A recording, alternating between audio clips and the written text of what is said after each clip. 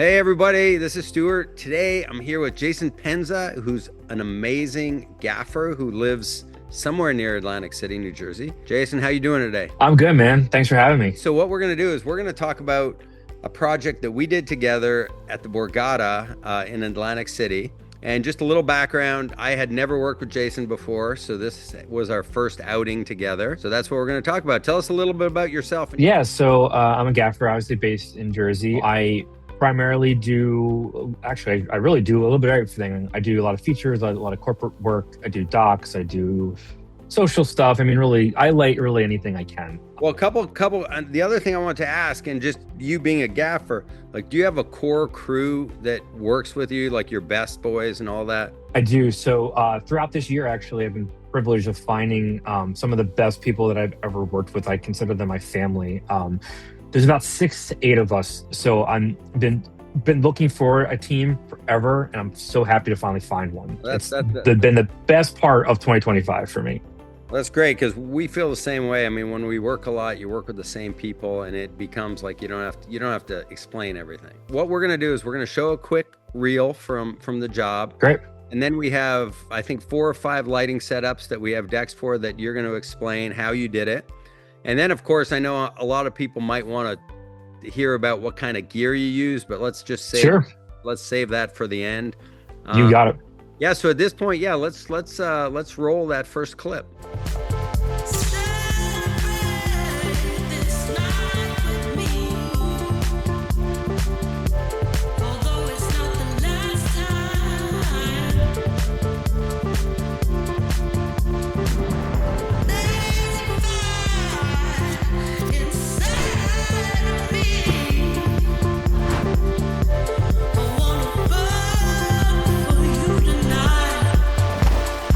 Let's look at the first lighting setup, and I'll give you a little preamble to it, and then I'm gonna give it to you. So this shot, Yes. this, I know you like this one. So this was in the I do. slots.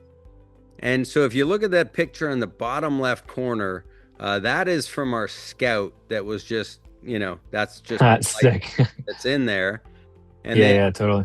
obviously in the top right, that's the final color corrected version. And that's your drawing in the top left. So why don't you tell us a little bit about how you lit it? So the thing with like casinos specifically is obviously color is everything. So when we arrived on the location, the color that kind of really spoke out to me the most was red. You could see like in the casinos and the slot machines and everything, red is very prominent. And I remember you and I had a conversation about, the slot machine. Do you want to feel that flickerness on his face? So I programmed a light that was playing on his face to really accentuate like a slot machine rolling through or whatever. Right. But I really felt like in this one, compared to the other things that we were getting, like this is a space that we could really lean into color and not feel like we're getting too crazy. Because casinos have color everywhere you go. There's loud noises. It's very captivating. So something I really wanted to try was color contrast and using some blue with some red. So obviously red was already established in this environment. So I said, okay, what's a good contrasting color that would be fun to really make our lead talent here pop? And blue seemed to be the best choice. Obviously, we had a dolly move and everything. So we had a light a little wide. But, it just was, how do we fill the space? How do we really accentuate the red that's already in here? And then how do we make it a little moody with some blue? And, really bring it in that we are in a bustling, colorful casino. Absolutely. And, when you said that, I didn't even notice that, the flickering light, I figured it was really from the slot machine.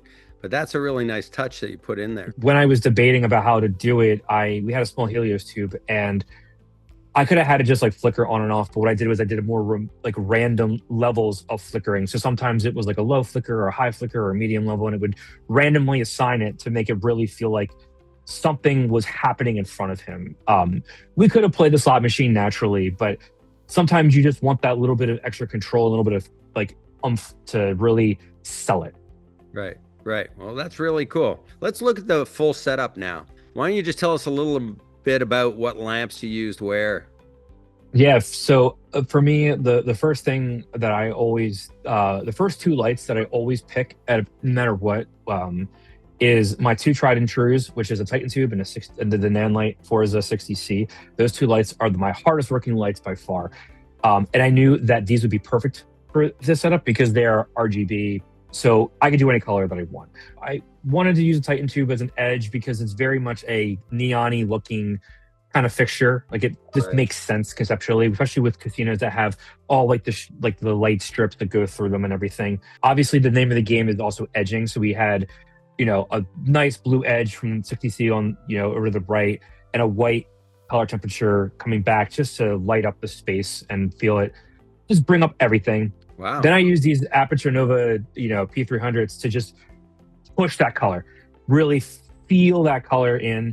But honestly, that casino did do a lot of work. Like there was a Yeah, lot of work being done by those slot machines. yeah, because there's not a lot of large fixtures in here. No, they like keeping it dark. Like they like keeping it Right. dark. And then, but even with us, like we didn't have to go into big heavy units because it was all color and it was very intimate, and we were just accentuating the dark. Right. Well, and We that's the didn't one have to thing. light the space. Yeah, and as a director, it's like a lot of times we're just trying to accentuate it, but it's when you get into subtleties and nuance, which is what really separates somebody that's really a good gaffer from somebody that's not. So that was done well. Yeah, let's go to the next shot now. This shot, I mean, I know you had mentioned that, yeah, this is not that interesting as a lighting setup. So this is in their dining room, but yet from where I sit, seeing that bottom left corner, which was our scouting picture, and what the authentic lighting is, it's kind of really, it's harder than you think to light people in that scene and to keep the feel of the restaurant. Yeah, for sure. It's funny, after having that conversation with you, I did sit on this a little bit more, and I remember thinking like, this was one of our more challenging locations because of that depth. I mean, if you remember, we were trying to figure out how to get some light from the back and push, and it was like, that was we were struggling a little bit with it, but we figured it out. Well, plus we're Yeah, so seeing for so wide. It's so yeah, it's wide. wide, Yeah. so wide. For this one, my tried and true is a good overhead top down light. I mean, you can't beat it. There's a reason why they're used all the time. You make it nice and soft. Really just, use that tablecloth to bounce up, really get this beauty fill on the face. I mean, you could see there's obviously shadow, but she looks fantastic. He looks fantastic. Without really much work, you're able to get a good base layer. We added some tubes in for fill, and we gave her a little soft edge. And then honestly, same thing with this space. This space was already kind of lit and pretty. We just accentuated again. We added a Right. little backlight to just kind of lift the space. But like this is where like gorgeous architecture really comes in, and like you see this beautiful wood, slat. Right. Like we didn't have to do much. It was simple, and simple is not always a bad thing. Simple But sometimes again, is a from good where thing. I sit, the biggest challenge, like your top down light, is you don't want that table glowing and True. their Yeah. faces, being darker. And so the balance really is like, how do you keep them lit, but that white tablecloth not blow out? For sure. And that's like where these Titan tubes, for example, come in, because where we had them is we had them low. You can't really tell in the diagram, but they were low shooting up. So we were able to kind of not light the table. Got it. So the top light did a lot of the heavy lifting for them, obviously, and for the table. But then we added the Titan tubes up firing to really get the rest of them filled in. So I like to make the brightest thing in the frame to be the thing that you want to look at, which in this Right. case is them. Like your eye is drawn to her. Right. Yeah. Godox F600 by is my go-to overhead light. It's a 4x4, so it's massive. It's 600 watts. It's huge. And we added a little skirt around it. That way it kept the light really controlled and really only on the table and on that. We didn't want it spilling all over the floor and everything else, because a skirt basically allows it to only light what is, within Sure. the confines of the skirt. Titan tubes, we had what are called DOP choice snap bags on them, which is basically making them basically like a softbox that we makes it nice and soft and allows us just to add a little bit extra love into their faces and skin tones and stuff like that to bring them up, like I said. Well, you're saying And then that honestly, those Titan tubes were below table level, or They were right at table level, aimed upwards. So that way, when the light naturally hit, it fell off before it hit the table. So we weren't lighting the table with them. Because if we lit the table with them, now we're lighting the table just as much. And then what could happen is you're looking at a white sheet, a white tablecloth. So your eye would be naturally drawn to that. You and I both were focused on lighting them. Right. And the one thing that you're not showing here that people need to be aware of is all that depth behind it. I think we threw a little nuancy light, to try to bring up the background, because when we lit them to even a level that, for a f2.8, the background kind of started to fall off dark, and we really wanted to bring that background to be part of the picture. There's that balance, right, of where do we get the proper f-stop with depth of field, but also exposure level, right? So you definitely knew in this case that you wanted that nice depth of field, but you also didn't want like super out of focus either. Like, so a 2A is like a great or opened up f-stop that gives you a lot of light, but we had to just lift up a little bit, but we had to hide it. That's the secret sauce. So you had to hide it to not make it look like we're lighting it. You had that roof was nice because it was slatted, like it had like the wood beams or whatever. So we were able to hide some lights in there and really make it just lift the space, but also it did cut light for us, so it didn't spill into our set as well. So we kind of got lucky with this space. Exactly. And the one thing, when you say 2.8, I mean, it's pretty wide, but we had two people also interacting, so we wanted to keep them both in focus. And then the challenging thing that we also had is they really wanted to show the food. That tomahawk steak is a big deal, and it's branded. And it's like, okay, God, we got to keep that sharp, or at least as close to sharp as possible as well. So, nice. As you start going down though, like, because like your natural instinct is, okay, 2.8 might be, if you want to see more things in focus, you got to stop down. Right. But as you stop down, you're getting less light. So then you have to start bringing more and more light in. Now you're losing your depth of field too. Right. So that's this balance of like, okay, where is the perfect zone of focal plane, exposure, and depth of field that really sells the image. And I think the 2.8 in this case was probably the best option for us. Cool. Nice. And actually that ended up, what we all thought would be kind of a difficult shot in terms of acting, in terms of, how do you really feature a tomahawk steak with a super hot talent.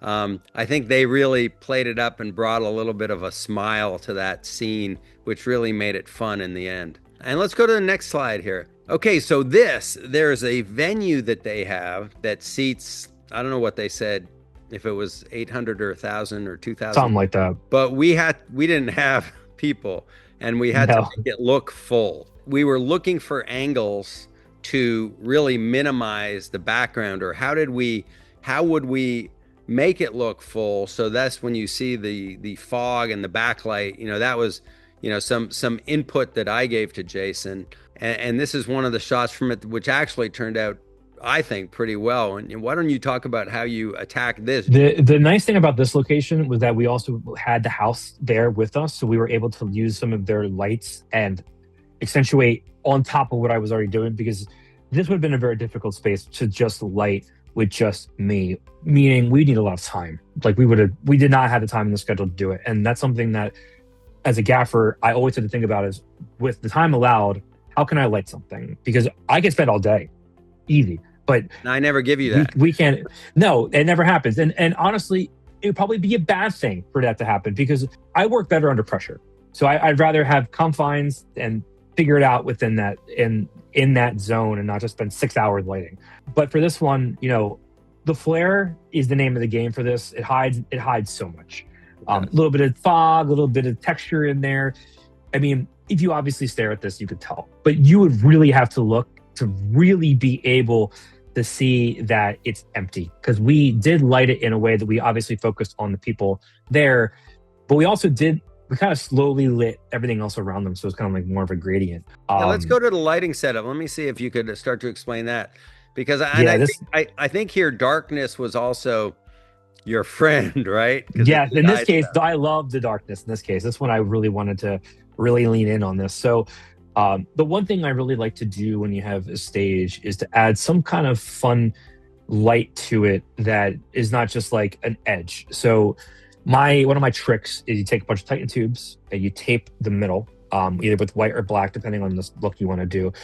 They look like they're part of the stage. I mean, obviously, someone in our industry is going to know they're Titan tubes, but I actually kind of surprised how good they did come out. You know what? Really, now that you say that, you're absolutely right. I do see the seam, but I was like, okay, but they look so good there. Also allows for more color contrast in this case. So it was a fun way to really accentuate this performer here, give her a practical that just added so much love and care to the image. This is lighting depth. We're not just lighting them and her. We're adding layers here. And if we just had the edge fall off, just no lights there, it would have been a boring stage. Not to say that, sometimes that might be what you want. But when I think performing music, you want color, you want fun. So basically you lit the performer from what would be front light from the camera a little bit as well, right? So she wasn't pitch black.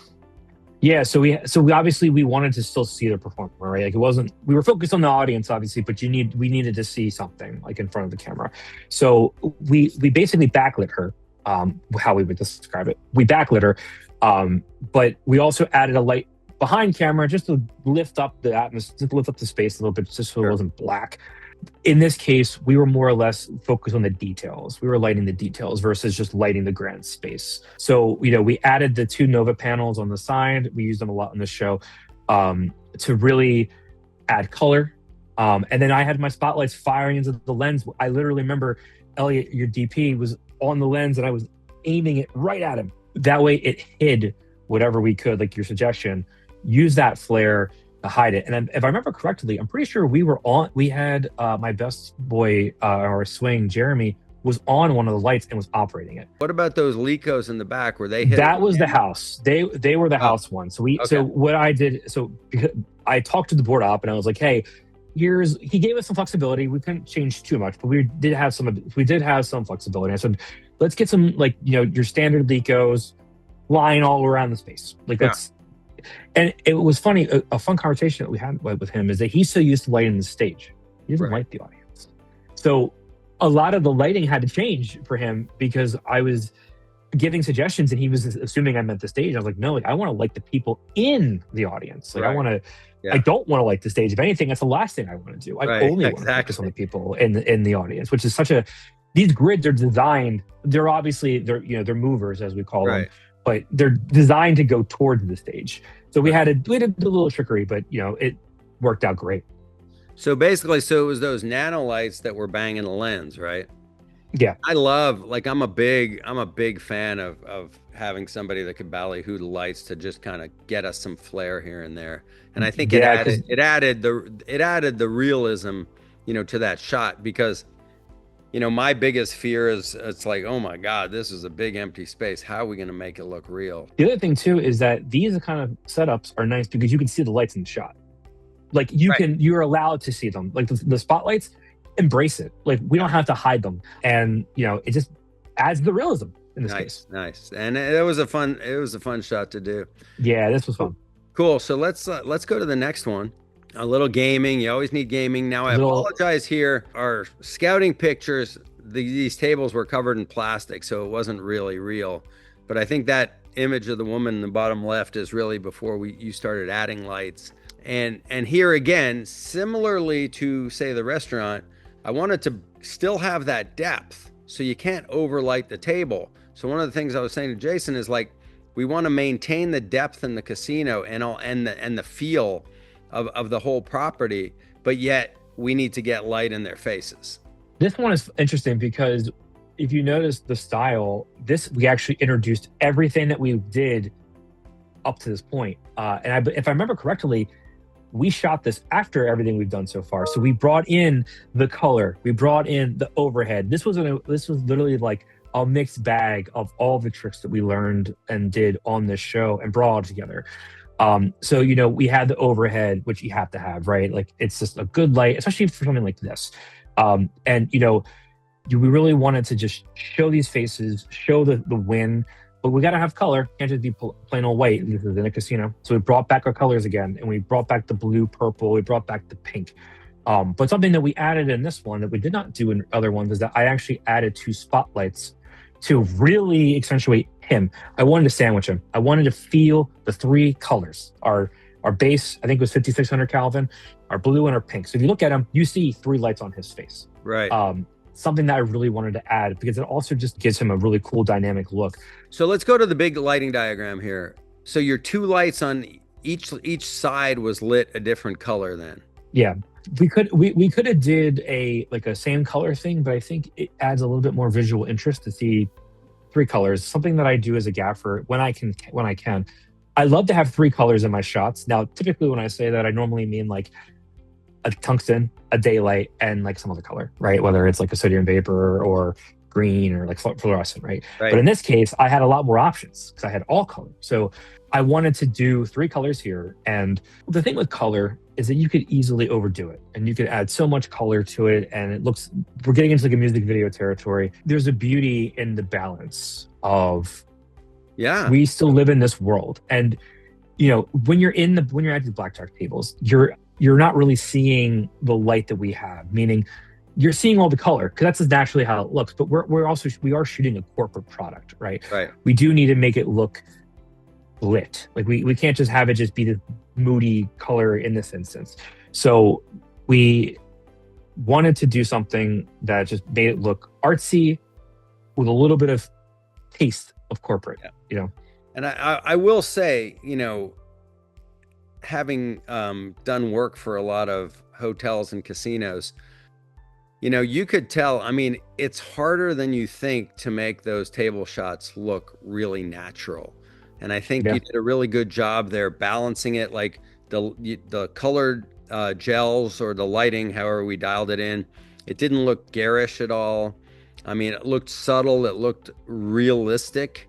And that's a really fine line to walk, And also something that I've dealt with in the past, I'm sure you have probably way more than me, is that sometimes corporations are afraid of color. Something that I always present is like, hey, what if we use your brand color? Like, what if we sneak it in? And sometimes this is not something they want to do. And I completely understand that. But in this case, we did. We really wanted to do it. And I think it also just adds a layer of it. It makes you want to be there. And that's honestly for the Borgata, that's what they want. They want you to want to be there. Absolutely. Which brings us to, let's move on to this next one, which I will just this is my favorite. I will preface this with, this was the last shot of a 4-day shoot. And I think this started at 11 p.m. or something. Yeah, this was a late one. This was a late one. And if you look at that the photograph on the bottom left, that's a scouting pic. And honestly, there's not a lot going on there. And the truth is, this whole setup was not planned. This was a last one that we put in there that, of course, the client absolutely loved. Jason did ask me, he's like, okay, what am I going to do here? And what I would love you to talk about is the nuance, like what we had, those lights that were coming up from the floor. So you see the gradation on the walls and again, the different color. But yeah, why don't you tell us a little bit about how you approach this? This was the shot. I don't know if you remember, I came up to you and I was like, hey, can we just we go crazy? Can we just let's paint? Let's paint with some light. Let's have some fun. And this was an example of we weren't planning for this. There was not really, the scout was that day, if I remember correctly. We didn't know this existed. So we walked in there, we said, how can we make this space look a little fun? And like I just said recently, color. So the thing that we both wanted to really accentuate was, how do we make these boring shears look fun? And not in this shop, but this was also a party scene too. And that's also took place in this environment. So we just leaned into it. We said, well, let's make it like a club. Let's make it feel like it's a VIP special suite with club lighting. So we brought back the 2 colors again. We really leaned into purple and pink on this one, like a bluish pink, I should say. And we lit the background. And the fun thing about this, I don't know if you noticed this, but because we were shooting on an angle, at a 45-degree angle, we have a perfect divide on that wall that shows color, almost like in photography, you use a backdrop for. Oh yeah, we kind of made our own. Yeah, I happy accident. Well, let's go But to the it lighting diagram, and because I mean, I think there were a lot of instruments in here, and it doesn't oh yeah, look like it was lit, but there no, there are a lot of we did a lights out lot. This was our there. biggest setup by far. So what we did was we lined all of our Helios tubes around the room, and we actually did them not on the floor, but we actually did them on the windowsill because hotel casino windowsills usually are about 6 inches or so. So we basically backlit the curtains. That way, we could hide what was going on around outside us. So the Borgata, has casinos outside of it, and in this case, we didn't really want to show other casinos. We wanted No, to focus on our casino. right. So we. I remember having a conversation with you, and you were like, we got to hide this. So we did it backlight. You can't really see outside. You could tell it's night, but it's all you needed in this case. The thing that I really, really wanted to try was we hid spotlights on the ground, and I aimed them up.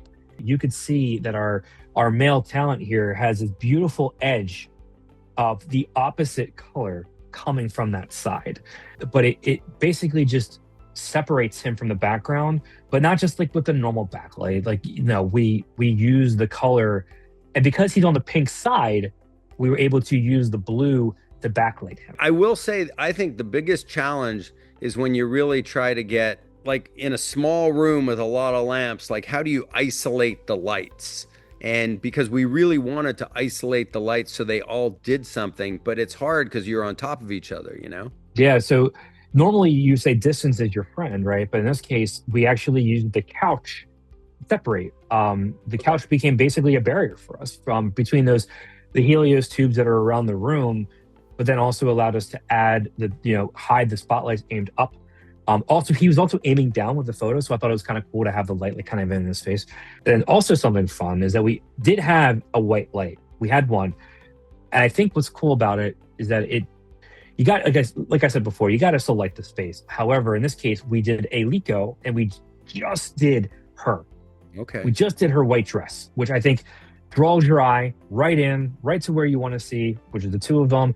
Also, just add some stylisticness to it. It's not just like we're lighting them; it's a cut. It's a little bit of sliver. Interesting. That's a really nice subtle touch you did there. We did this shot, and I was sure they were going to put the kibosh on it. They weren't going to like it, and they love it. So, Jason, I think what you've shown us there is really, really cool, really educational. Like, for someone like me being a director, like, I learned from gaffers, and I learned a lot of nuance and subtlety from what you did.